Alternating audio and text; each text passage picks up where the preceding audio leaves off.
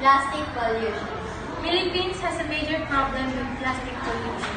We actually consume about 300 million pounds of plastic every year. When not properly disposed, they don't just end up in a landfill. Flood is inevitable. The problem is made worse because the garbage dumping in the river is a habit practiced by many Filipinos. The country is one of the world's top 3 lowest offenders of plastic pollution. Disadvantages of plastics. They are flammable. Smoldering plastics can release toxic fumes, and they last for a very long time. A single plastic bag can take up to 1,000 years to decay completely, and as many as 100,000 whales, turtles, and birds die because of suffocation. They contribute to land and water pollution. The one way to get rid of them is to burn them. But if you do so, they release toxic fumes which contribute to air pollution. And every year, 1.6 million barrels of oil are being consumed to produce plastic water bottles. Hi, today I'm gonna show you the bad effects of plastics in our environment. For example, in the sea. If there are so many plastics in the sea creatures will eat them and will die. And another example here is look at the rocks. There are so many plastics, it makes our environment unpleasant and ugly. As you can see, there are so many plastic bottles and plastics inside here. They make our drainage clog and will cause floods, and the floods will get higher. So the main damage of plastics in our environment is both land and water pollution.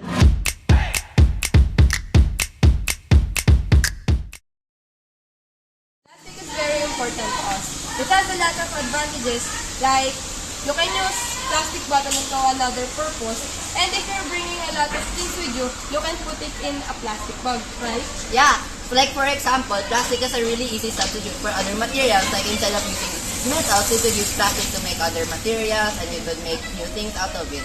And not to mention that it only requires coal and fossil fuels just to make plastic, and the process isn't really that hard.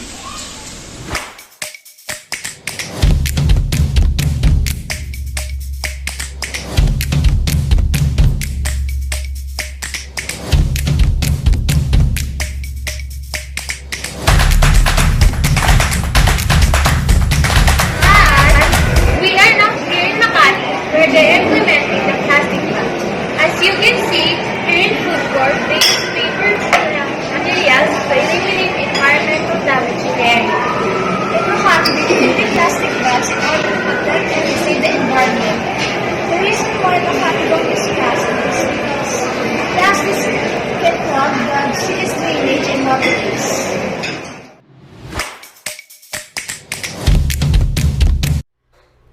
Now, let's discuss on ways on how to reduce plastic usage on our daily life. Examples of which are number 1, avoid using plastic bottles. Plastic bottles are thrown away after drinking the content inside of it. A solution to this is bringing and using water bottles instead, preferably stainless steel. Number 2, avoid using straws, specifically plastic straws. Straws are on the top 10 list of plastic products that destroys marine life. We can save Nemo and his friends by drinking directly to our glass or using stainless steel or paper straws instead. Number 3, using glass containers for storage of food and leftovers. Using plastic containers for microwaving food is really toxic and harmful for your health. Using glass or stainless steel containers doesn't just protect the environment, but also your health. First and obvious way of reducing plastic is to either minimize it or to completely stop using plastic products and use organic and decomposing items. Through the power of science and hard work, you can use plastic to be converted into energy via burning it and using that heat to produce electricity, but in the safest way. This practice is done by Singapore, and my opinion that anyone can do this as long as they have the hard work and the solutions and ways. Other neat ways of solutions and ways of reducing plastic is of course recycling via segregation of wastes, using plastic to make hollow blocks for construction and roads, using plastic waste to make school chairs for the children, and of course using plastic to make clothes, man. That's pretty neat.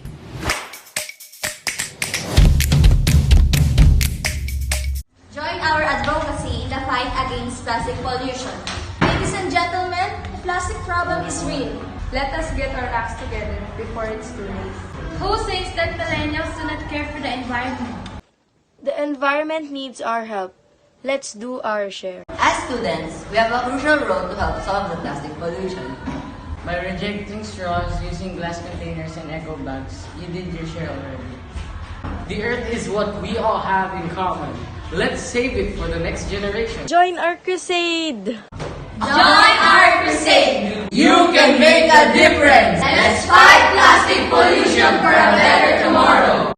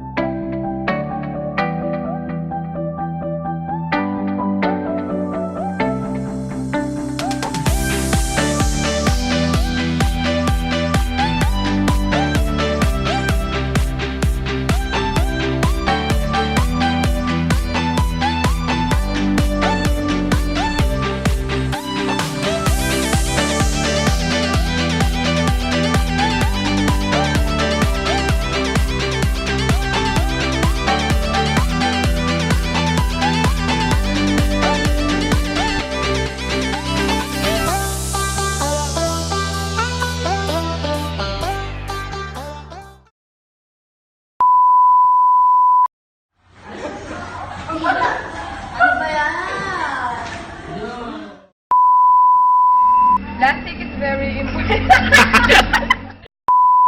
is very important to us. Oh, no. Plastic is very important to us. Why not? Plastic is very important to us. It has a lot of advantages, like you can use plastic bottles into another purpose. And if you are bringing a lot of things with you, you can just put it into a one